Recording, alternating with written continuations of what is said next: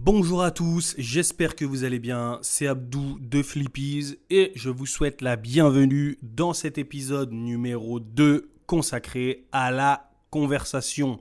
Ça peut être, ce que je vais vous dire en fait, ça va être valable pour les cours de conversation pure et dure, mais ça peut être aussi valable pour la conversation dans vos cours.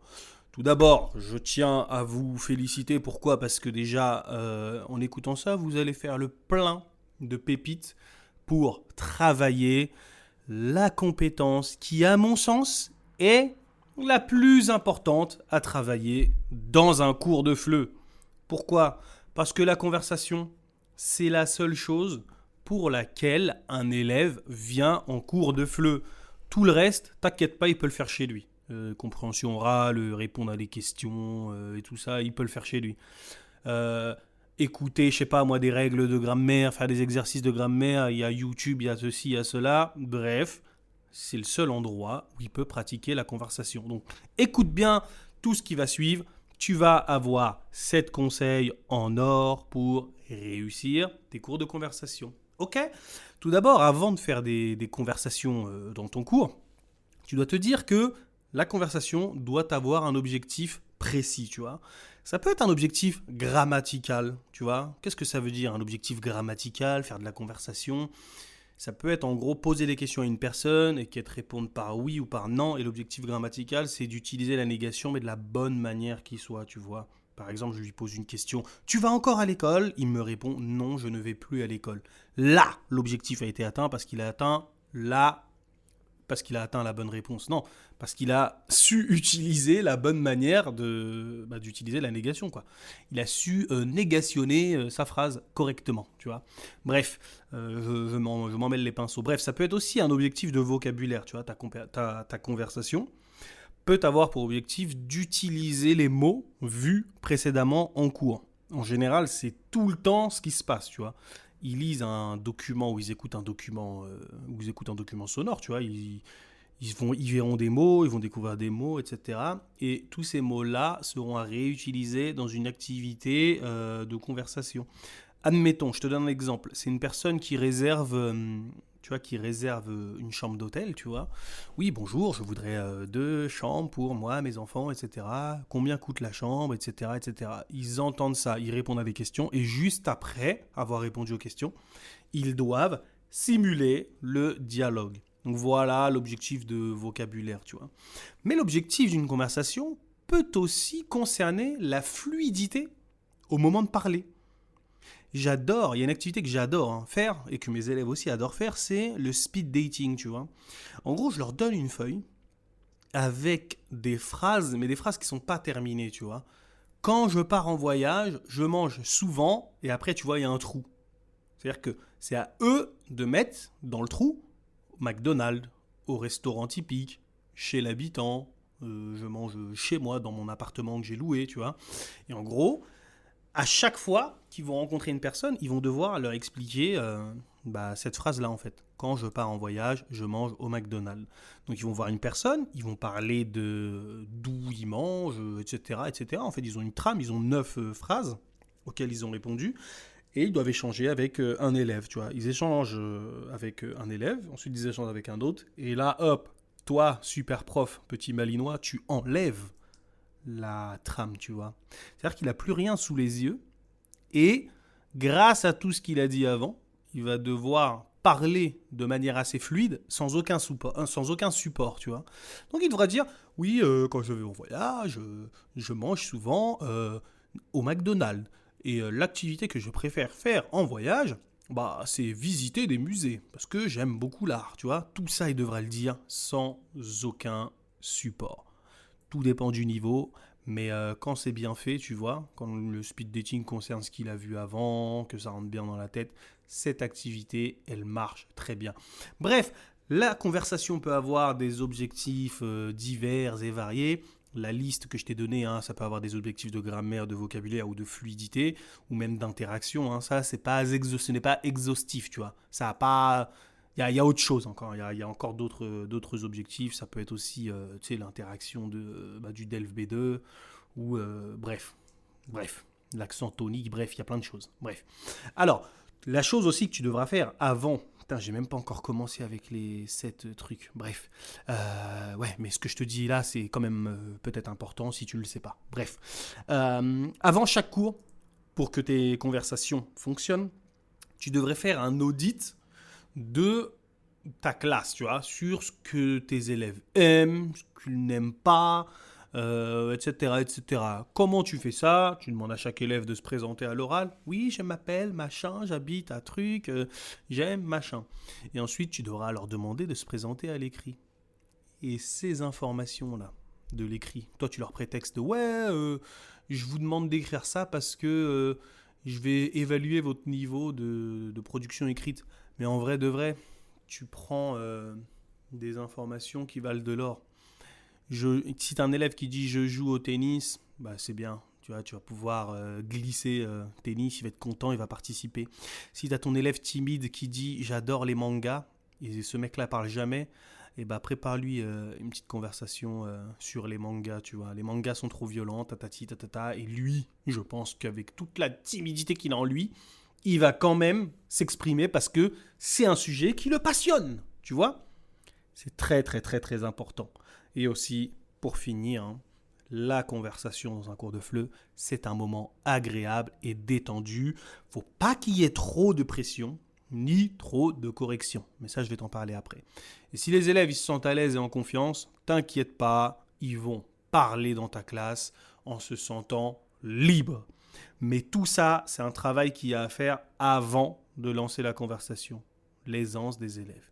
Alors, je vais commencer avec les 7 choses à faire pour que vos cours de conversation fonctionnent bien. Bon, c'est vrai que j'ai beaucoup parlé, mais bon, j'aime bien, c'est comme ça. Bref. Alors, première chose à faire, essayez de choisir des sujets d'actualité ou des sujets qui correspondent au centre d'intérêt de vos élèves et aux objectifs pédagogiques, d'accord? Si tu vois un sujet d'actualité, tu le prends. Et s'il correspond à un objectif pédagogique, tu le prends aussi et c'est magnifique, tu vois. En proposant des sujets qui sont pertinents, tes élèves, ils vont être un peu plus intéressés au cours en fait et susceptibles de parler du sujet. Admettons, là récemment, il y a eu une guerre en Ukraine. Bon, c'est encore d'actualité, mais ça, par exemple, tu peux en parler parce que tout le monde a un avis là-dessus. Tu vois ce que je veux dire? Tout le monde a un avis sur la guerre en Ukraine. Après, tu sais, faut pas être con dans le fleu, hein. Faut pas. Tu sais, si t'as des. Comment dirais-je? Il y a des gens qui donnent des cours à des immigrés afghans qui ont fui la guerre avec eux, bien sûr, que tu vas pas leur parler de guerre, c'est évident. Tu vas pas leur dire.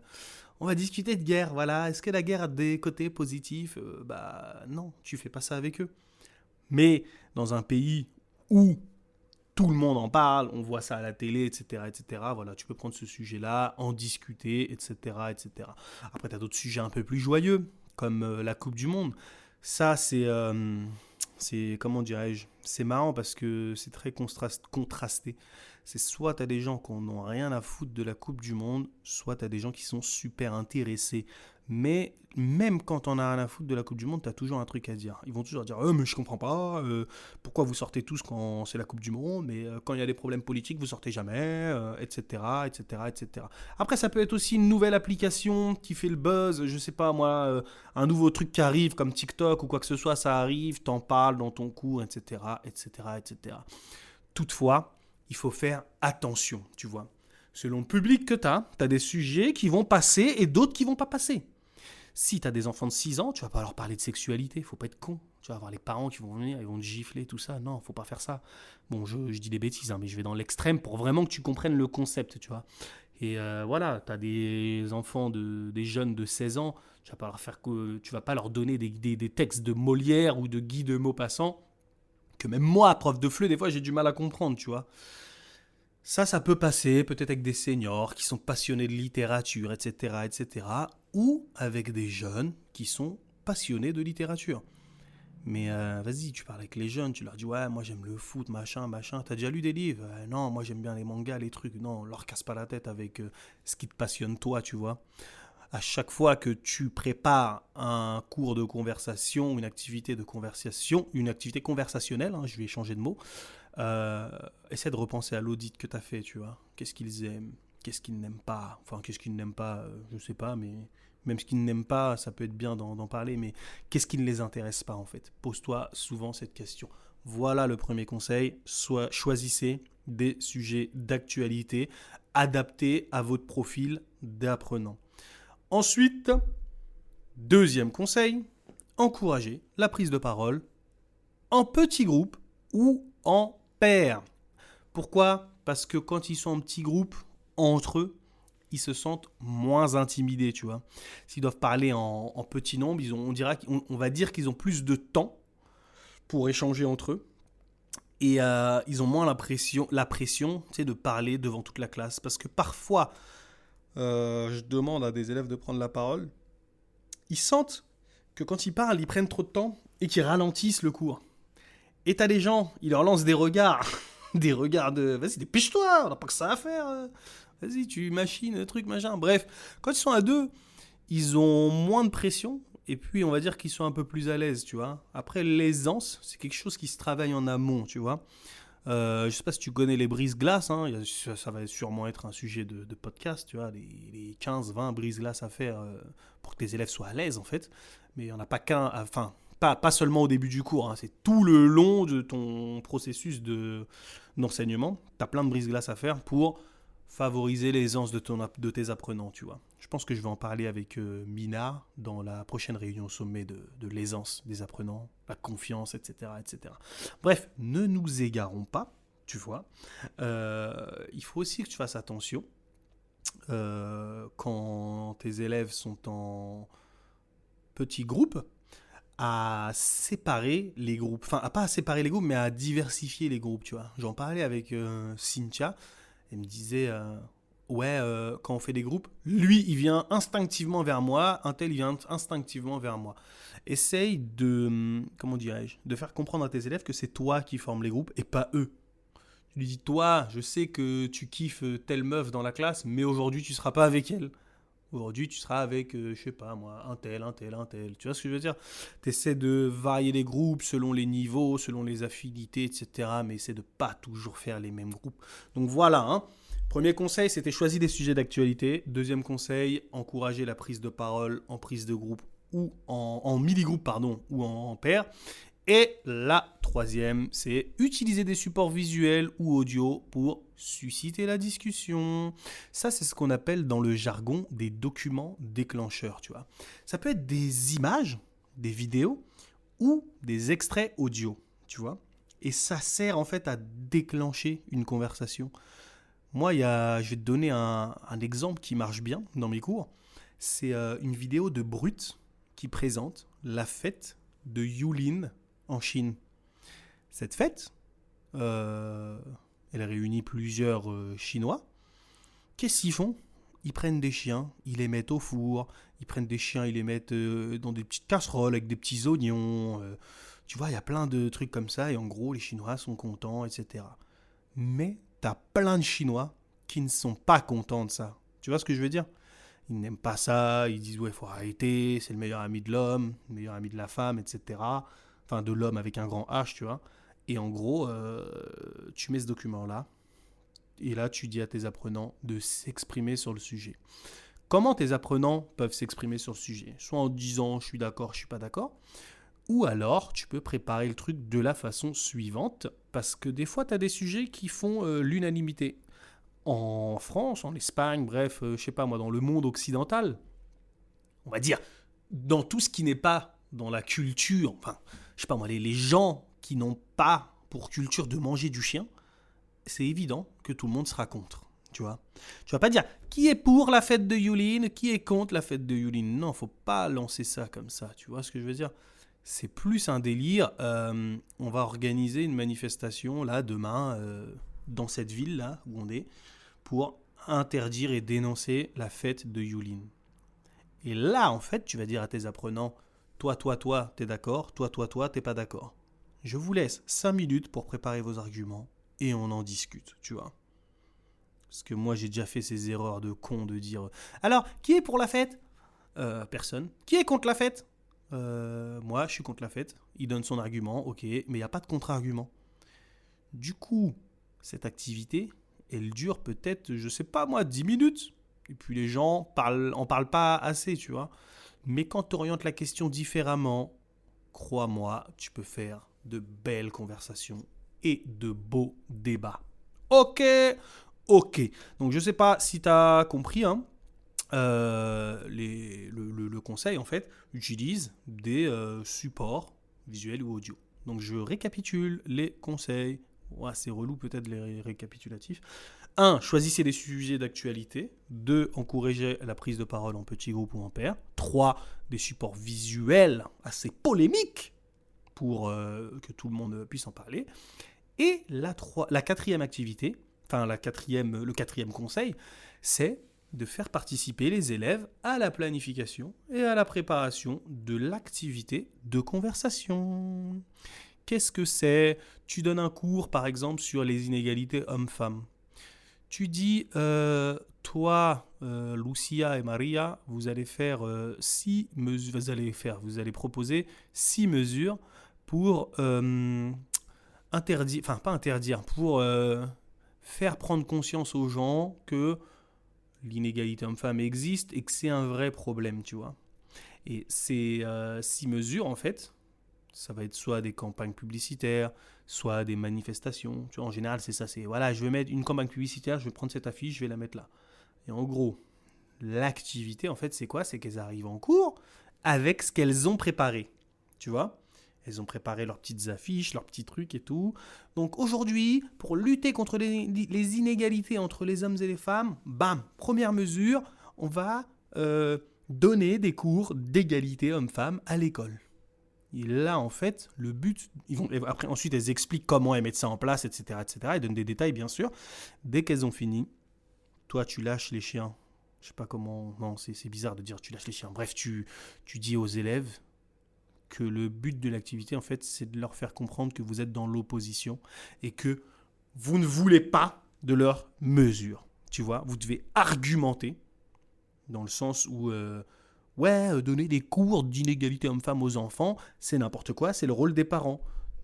Les profs ont autre chose à faire. Déjà qu'il n'y a pas assez de profs, bref, tac, tac, tac, je ne vais pas faire l'exercice là devant toi, mais tu as saisi un peu l'idée. Les élèves, chez eux, préparent. En fait, les élèves, ils vont préparer quelque chose, mais les élèves, en fait, vont faire office de document déclencheur. Tu vois, je te disais, utiliser des supports visuels, audio pour susciter la discussion. Juste avant, là, je te disais ça. Mais là, ça va être utilise un support humain de la classe, vivant, et avec qui tu peux interagir comme document déclencheur. Ok. Je récapitule. 1. Non, je récapitule pas. Franchement, ça saoule. Je vais récapituler à la fin. Ok. Donc, voilà, faire participer les élèves. Maintenant, 5e chose, pour réussir tes cours de conversation, tu essaies de proposer des récompenses. Calme-toi, ce sont des récompenses fictives. Ils vont pas gagner $1 million ou je sais pas quoi. Bref, c'est plus des challenges, tu vois ce que je veux dire, pour encourager la participation. En gros, plus l'élève participe, plus l'élève va avoir l'impression de gagner quelque chose. Tu vois ce que je veux dire? Une récompense fictive, qu'est-ce que ça peut être? Ça peut être un regard dans les yeux de ton élève. Un sourire avec tes plus belles dents, si elles sont belles, tu vois. Et aussi lui dire, c'est très bien, Jorge. Très, très, très, très bien. Et il n'y a pas de mais, tu vois. Tu dis pas de mais, ok? Parce qu'à contrario, le mais peut saper son moral. Tu vois ce que je veux dire? Donc, en gros, comment tu fais ça, là? Tu sais, proposer des récompenses. Tu peux proposer des jeux, tu vois, à faire des jeux, en fait, qui sont nécessairement faits avec la parole. Tu vois ce que je veux dire? Et en gros, l'élève va avoir une récompense parce que plus il parle avec deux gens, plus il va gagner. Admettons, toi, tu as déjà vu plusieurs choses avec tes élèves. Tu leur dis aujourd'hui, on va faire un jeu qui s'intitule le qui a. Tu vois? Tu écris sur plein de petits papiers où tu demandes à tes élèves. Les élèves écrivaient des objets qu'on a vus là en cours. Voiture, chien, camion, canapé, pantalon, etc., pantalon rouge, pantalon bleu, etc. etc. Et chaque élève doit piocher un papier Il pioche un papier. Et une fois qu'il a pioché, il regarde, c'est écrit chien. Et du coup, l'élève, qu'est-ce qu'il fait? Il doit aller dans la salle, tu sais, dans la salle de classe, là. Et il doit prendre une personne, lui dire, est-ce que tu as un chien? Et ensuite, la personne elle lui répond, non. Allez, vas-y, bouge. Donc, il va aller chercher quelqu'un d'autre qui a un chien, etc. etc. Personne n'a de chien, bah, t'as 0 point. Mais en même temps que lui demande aux gens, est-ce que t'as un chien? Les autres aussi vont venir lui demander, est-ce que t'as un camion? Est-ce que t'as un ordinateur? Est-ce que t'as un pantalon gris? Est-ce que t'as un téléphone blanc? Je sais pas si tu vois ce que je veux dire. Mais en gros, tout le monde va se parler. Et la personne parce que quand il dit ouais, j'ai trouvé une personne qui a un chien, par exemple, il trouve une personne qui a un pantalon gris, il doit garder le papier pantalon gris avec lui, tu vois. Et à la fin, la personne qui a parlé, bah, au plus, qui a parlé à des personnes qui avaient ce qu'il avait dans la main. Putain, j'ai eu un blocage là, qui a parlé à le plus de personnes, qui a parlé au plus grand nombre. Voilà, la personne qui a parlé au plus grand nombre de personnes se verra récompensée. Récompense, c'est quoi? C'est de l'ego. Voilà, je suis le champion de la classe. C'est moi qui ai trouvé le maximum de personnes avec les objets que j'avais. Tu vois ce que je veux dire? Ça, c'est une activité parmi tant d'autres qui récompense les élèves. Tu vois ce que je veux dire? Voilà, proposez des récompenses à vos élèves. Mais croyez-moi, ce que vos élèves adorent, c'est quand vous lui dites « Je suis fier de toi, tu as fait des progrès, etc. etc. etc. » Ok, ok. Maintenant, il y a une chose que je n'ai pas dite depuis le début, c'est que quand tes élèves parlent dans la classe, tu vois, et qu'ils font une erreur de dingue, tu vois ce que je veux dire? Soit tu laisses les autres élèves corriger ton élève, soit tu te tais. Tu te tais et tu notes l'erreur sur un bout de papier.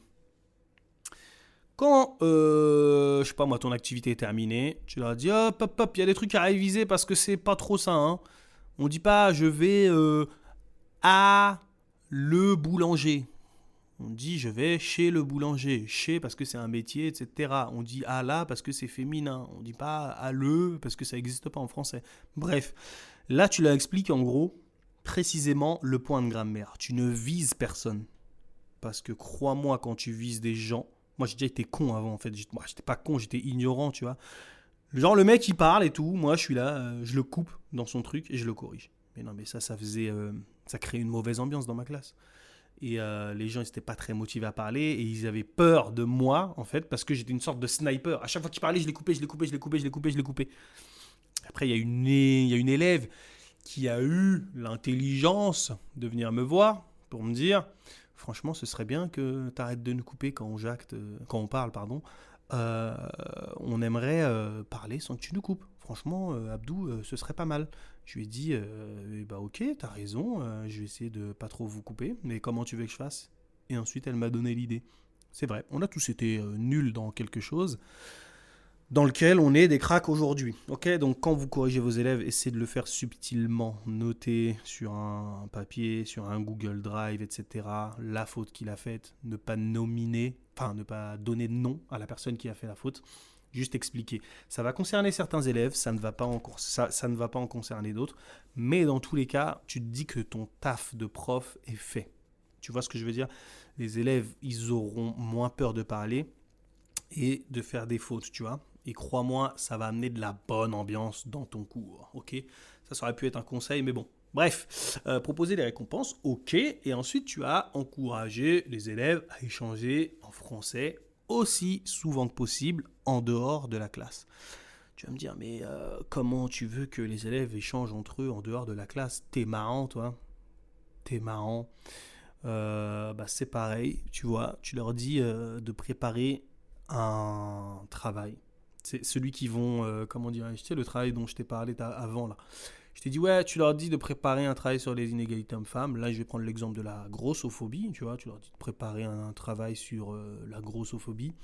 5 mesures contre la grossophobie. Et quand ils préparent ce travail, ils devront le préparer en français. Après, tu as d'autres outils pour les faire travailler. Tu as des jeux que tu utilises en cours et tu peux leur demander d'y jouer à l'extérieur, tu vois. Après, c'est eux, ça dépend de l'ambiance, etc. Parce que Déjà, j'aurais dû commencer par ça. Tu sais, un cours de français en présentiel, déjà, c'est une sorte de, je sais pas moi, de lien social tout simplement. Et tu te fais des copains, des copines, etc. Et des fois, ça fait des soirées chez l'un, ça fait des soirées chez l'autre. Et toi, tu peux leur dire, regardez toutes ces cartes-là à découper, je vous les envoie en PDF, vous y jouez quand vous voulez. Voilà.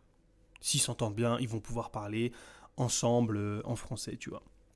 Après, ça dépend des groupes, ça dépend des gens en fait. Mais ce qui marche bien en fait, pour les forcer à parler en français en dehors, c'est de préparer des oraux et de s'écouter parler l'un et l'autre. Et ensuite, ils feront leur présentation directement dans la classe. Bah, je sais pas si tu as d'autres idées pour les laisser parler, tu sais, pour les forcer à parler en dehors de la classe. Mais moi, c'est les seules façons que j'ai de le faire, tu vois. Et la dernière, qui à mon sens est la meilleure, la dernière, c'est de faire de jeux, des... Et là, je foire l'intro, putain. La dernière, c'est de faire des jeux de rôle. Chaque personne sait ce qu'elle doit faire et elle a un but précis. Je vais te donner l'exemple du jeu de rôle de l'unité 3, la nourriture et la restauration, tu vois. Tu as des élèves qui sont à table, tu vois. Donc, ils sont à table et on est dans un restaurant. Tu as 3 élèves qui font les serveurs, ou 2 qui font les serveurs, et ils ont une carte. L'élève donne la carte et les élèves assis ont des contraintes, genre ils ont que 10 euros, mais les plats ils sont à 15 euros, du coup ils doivent négocier avec leurs potes pour qu'ils payent, ou ils ont des allergies, des trucs comme ça, mais tout ce qui, tu sais, les trucs auxquels ils sont allergiques, c'est des trucs pas chers qu'ils auront pu manger. Enfin bref, t'as plein de problèmes comme ça, faut qu'ils arrivent à se dépatouiller en fait. Et pendant que les serveurs vont de table en table en fait, parce que quand l'élève est assis à table, il est face à quelqu'un, tu vois, et pendant qu'il est assis face à la personne, il attend pas le serveur comme ça en se regardant dans le blanc des yeux.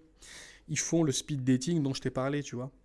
C'est un speed dating alimentaire, tu vois. Ouais, ce que je cuisine le plus souvent, c'est des pâtes parce que c'est simple, c'est pas cher et je suis pauvre, tu vois. Chacun s'exprime, tu vois. Et en gros, ils se parlent entre eux en speed dating et à un moment, t'as le serveur qui vient et qui leur parle, etc., etc. Faire des jeux de rôle, bah déjà dans la ressource, enseigner le flow en s'amusant, t'en as à foison. Mais bon, on n'est pas là pour faire de la pub, je te le dis juste au cas où. Mais t'en as à foison avec des buts précis, tu vois. Fais des jeux de rôle. Ok. Ok.